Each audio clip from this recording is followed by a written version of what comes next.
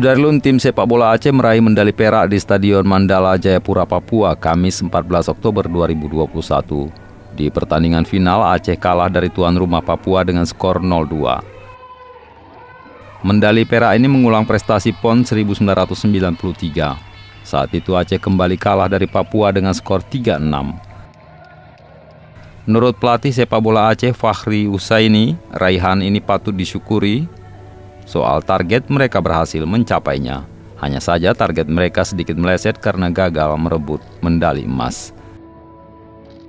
Pertandingan kedua tim disaksikan 30.000 penonton lebih. Bahkan banyak warga yang tertahan di pintu masuk karena kapasitas stadion yang sudah penuh.